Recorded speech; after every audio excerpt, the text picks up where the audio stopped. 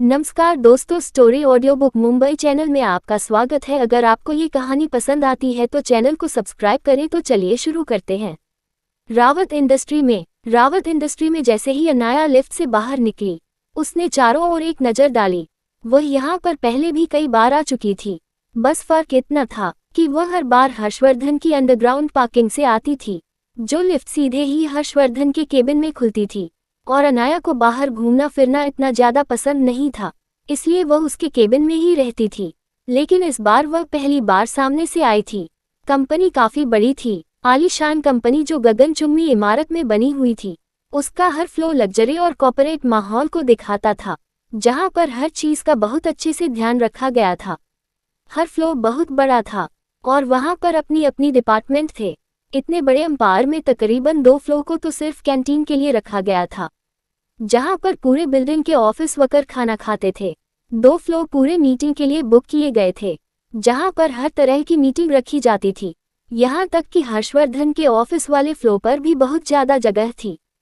हर्षवर्धन और उसके डेट के अलावा उस फ्लोर पर सिर्फ एक ही और केबिन था, जो सेक्रेटरी रजत का था। बाकी एक बहुत बड़ा डिपार्टमेंट था, जहां पर हर्षवर्धन का पर्सनल किचन और कुछ और कमरे थे, जहां पर टेम्पररी वर्क कुछ समय के लिए कुछ और ऑफिस बनाया गया था। उस फ्लोर के नीचे के फ्लोर पर पूरा सेक्रेटरी डिपार्टमेंट था, जो हर्षवर्धन के लिए ही काम करता था। अनाया ने ऊपर जाकर चेक किया तो वहां पर हर्षवर्धन मौजूद नहीं था। उसने सेक्रेटरी रजत को भी फोन ट्राई किया, लेकिन किसी ने फोन नहीं उठाया। अनाया को पता था कि उस फ्लोर के नीचे ही सेक्रेटरियल डिपार्टमेंट है और उन्हें जरूर पता होगा कि हर्षवर्धन कहाँ पर है, इसीलिए वह सीधे ही लिफ्ट से नीचे के फ्लोर पर चली गई। वो लिफ्ट से बाहर निकली, उसने चारों ओर एक नज़र डाली और एक लड़की को रोकते हुए बोली, क्या तुम बता सकते हो कि सीईओ कहाँ पर है और उनकी मीटिंग कहाँ हो रही है?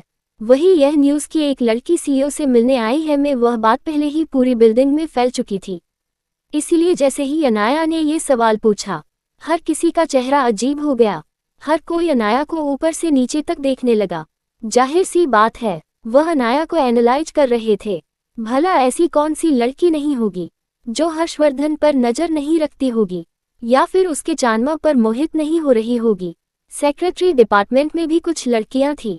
उसमें से एक लड़की जो हर्षवर्धन को अपना ही समझती थी, वह खड़ी हुई और इतराते हुए अनाया के सामने आई और अनाया की इंसल्ट करते हुए बोली, और तुम कौन हो और भला हमारे सीईओ के बारे में क्यों पूछ रही हो? ये कहते हुए वह अनाया का जायजा ले रही थी। वह लड़की अनाया को चेक कर रही थी कि उसने क्या पहना है, क्योंकि जिस लड़की ने ये सवाल पूछा था वह ऊपर से नीचे तक ब्रांडेड कपड़ों से लदी हुई थी। उसकी हर चीज़ ब्रांडेड थी और लाखों की थी, और वह चेक कर रही थी कि अनाया ने जो कुछ भी पहना है वह कौन सी ब्रांड का है।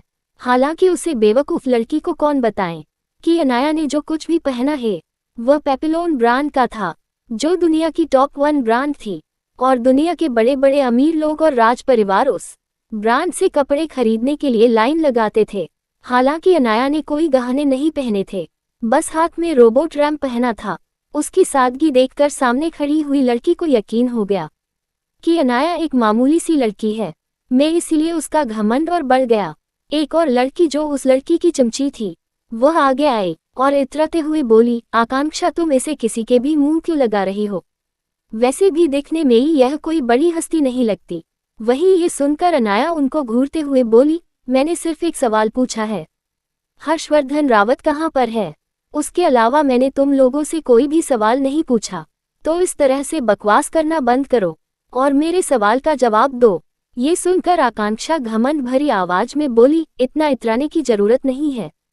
तुम जैसे 2 कौड़ी की लड़की यहाँ पर कितनी आई और चली गई, और तुम्हारी हिम्मत कैसे हुई हमसे जुबान लड़ाने की? फिर वह आगे आई और अनाया को कंधे से पीछे तक धकेलते हुए बोली, और वैसे भी तुम्हारी औकात नहीं है सीईओ का नाम अपने मुंह से लेने की।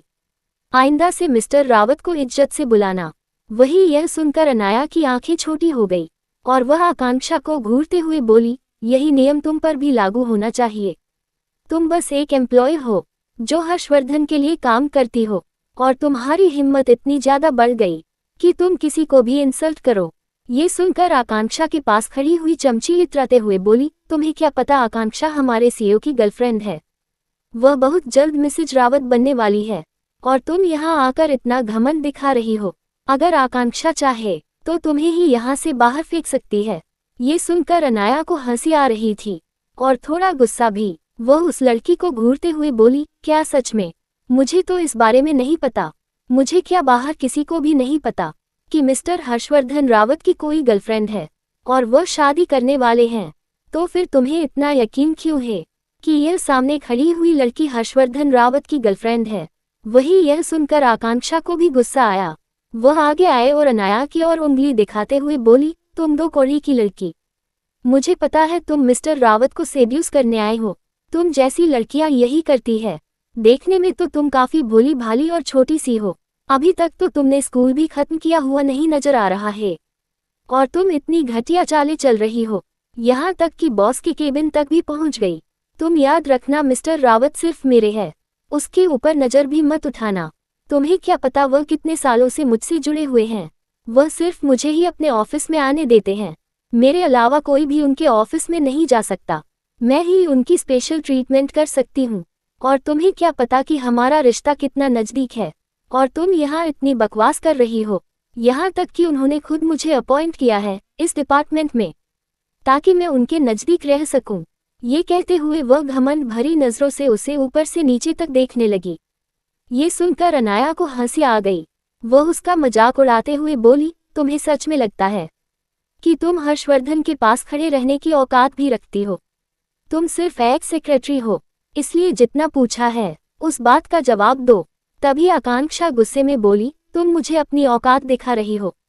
तुम्हें पता भी है मैं कौन हूँ? मैं आकांक्षा सिंघानिया हूँ, सिंघानिया परिवार की प्रिंसेस। और तुम्हारी हिम्मत कैसे हुई मुझे इस तरह से बात करने की?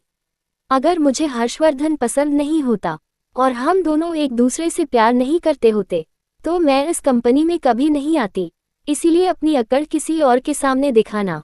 तभी एक लड़की जो पीछे खड़ी हुई थी वह आगे आई और आकांक्षा की चापलूसी करते हुए बोली, आकांक्षा तुम इस जैसी लड़की के मुंह क्यों लगा रही हो? मुझे तो लगता है इसका चेहरा जरूर बिगड़ा हुआ होगा, इसलिए वह मास्क पहन के आए है।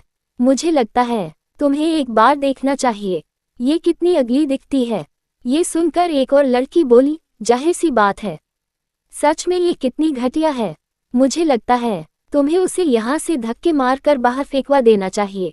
पता नहीं यह मिस्टर रावत को आकर्षित करने की कोशिश करेगी तो तुम क्या करोगी? ये सुनकर आकांक्षा गुस्से भरी नजरों से उस लड़की को देखते हुए बोली, बिल्कुल नहीं, मिस्टर रावत सिर्फ मेरे हैं, मेरे अलावा कोई उनकी और नजर भी नहीं उठा सकता।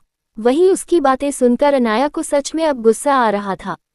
अनाया उन सबको घूरते हुए बोली, आखिरी बार पूछ रही हूँ, हर्षवर्धन कहाँ पर है और उसकी मीटिंग कहाँ चल रही है? आकांक्षा को गुस्सा आया। वह दो लड़की को इशारा करते हुए बोली, इसे पकड़ो और धक्के मारकर इसे बाहर फेंको। मैं नहीं चाहती कि इस जैसी लड़की की परछाई भी मेरे हर्षवर्धन पर पड़े।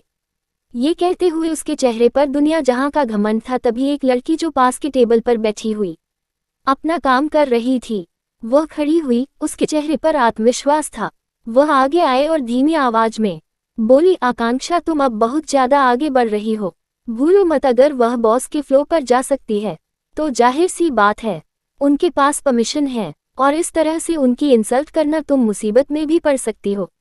ये सुनकर आकांक्षा आगे आई और उस लड़की को थप्पड़ मारते हुए बोली, तुम दो कौड़ी की सेक्रेटरी, तुम हमेशा ही मुझसे जलती हो और हमेशा ही सबके सामने मुझे नीचा दिखाती हो। तुम खुद को समझती क्या हो? मैं तुम्हें बर्दाश्त कर रही हूँ, इसका मतलब यह नहीं है कि तुम इस जैसी लड़की का साथ दो और मेरे खिलाफ जाओ। ये सुनकर वह लड़की धीमी आवाज में बोली, मैं किसी के खिलाफ नहीं जा रही, मैं बस सच बोल रही हूँ। उसके चेहरे पर अभी भी कुछ ज्यादा बदलाव नहीं था, बस शांति थी जैसे एक ठहरे हुए इंसान में होती है। अनाया समझ गई कि वह लड़की बुरी नहीं है, बस वह किसी परेशानी में नहीं पड़ना चाहती, इसीलिए अब तक आगे नहीं आई होगी। लेकिन जब बात हद से आगे बढ़ गई तो उसने आगे जाकर आकांक्षा को रोकने की कोशिश की। अनाया ने ज्यादा कुछ नहीं सोचा और वह उस लड़की को देखते हुए बोली, क्या तुम्हें पता है कि हर्षवर्धन कहाँ पर है? तो वह लड़की सर झुकाते हुए बोली, नहीं मैम, मुझे कुछ नहीं पता। उसके मीटिंग का शेड्यूल बस रजत सर को पता होता है, हम उनके बारे में कुछ नहीं जान सकते। ये सुनकर अनाया बोली, तो ये बताओ सेक्रेटरी रजत कहाँ मिलेगा? वह मेरा फ़ोन नहीं उठा रहा। या फिर उसे इन्फॉर्म करो कि मैं उसे मिलने आई हूँ। वह लड़की सर झुकाते हुए बोली, जी मैडम। इतना बोलकर वो पीछे हट गई। वही अनाया की बात सुनकर सामने खड़ी हुई आकांक्षा घमंड भरी आवाज में बोली, तुम्हें सच में अपनी लिमिट नहीं पता है? तुम्हें पता भी है सेक्रेटरी रजत कितने बिजी आदमी है, और वह तुम जैसे मामूली लड़की को लेने के लिए यहाँ आएंगे? तुम सच में खुद को कुछ ज्यादा ही महान समझ रही हो। उसकी चमची अभी अनाया का मजाक उड़ाने लगी। एक लड़की तो आगे आते हुए बोली, आकांक्षा हमें लगता है इसने सेक्रेटरी रजत को भी अपनी जाल में फंसा रखा होगा। पता नहीं ये कितनी कैरेक्टरलेस लड़की है। दिखने में तो कोई भोली भाली कॉलेज स्टूडेंट लग रही है, लेकिन इसका चरित्र बिल्कुल ठीक नहीं है। दूसरी लड़की भी बोली, जाहिर सी बात है, इसलिए तो ये यहाँ पर हमारे सीईओ को अपनी जाल में फंसाने आए है। पता नहीं यहाँ तक कैसे आ गई है। तभी एक लड़की आगे आते हुए बोली, मुझे लगता है इसने जरूर कोई गलत तरीका अपनाया होगा। तुम्हें पता है, इसके पास बॉस का स्पेशल वीआईपी कार्ड है, जो देश के बड़े बड़े बिजनेस टाइकून के पास भी नहीं है। वह कार्ड इस लड़की के पास है, इसीलिए यह अंदर आ पाए। ये सुनकर आकांक्षा की जलन और बढ़ गई, और वह गुस्से में बोली, तुम्हारे पास वह कार्ड कहाँ से आया? तुमने जरूर चुराया होगा। वह कार्ड मुझे वापस करो। तुम्हारी हिम्मत कैसे हुई मिस्टर रावत की चीज चुराने की? उस पर सिर्फ मेरा हक है। निकालो उस कार्ड को बाहर। ये सुनकर अनाया की आंखें सच में छोटी हो गई। उसे यकीन नहीं हो रहा था कि कोई इतना बेतुका कैसे हो सकता है। अनाया उसे घूरते हुए बोली, बकवास बंद करो। और वह कार्ड तुम्हारा कैसे हो सकता है? जाहिर सी बात है, उस कार्ड को बाहर निकालो। उसे मेरे लिए ही बनाया गया था। ये सुनकर आकांक्षा घमंड भरी आवाज में बोली, बकवास करना बंद करो। भला मिस्टर रावत तुम्हारे लिए कार्ड क्यों बनाएंगे? अब इन बेवकूफ़ों को कौन बताए कि अनाया खुद की पहचान छुपाना चाहती थी, इसलिए हर्षवर्धन ने ये स्पेशल कार्ड इशू करवाया था। यहाँ तक कि यह कार्ड अनाया के अलावा किसी के पास नहीं था। दुनिया के लिए बस ये नाम का कार्ड था, क्योंकि हर्षवर्धन ने ये कार्ड किसी को दिया ही नहीं था। बस अनाया ही एकलौती इनसाइड थी जो उस कार्ड का इस्तेमाल करती थी। क्या होगा ऑफिस में अनाया के साथ? क्या आकांक्षा सिंघानिया करेगी कोई बूटी हरकत? अगर आपको अगला एपिसोड चाहिए तो लाइक करें, कमेंट करें और चैनल को सब्सक्राइब करें।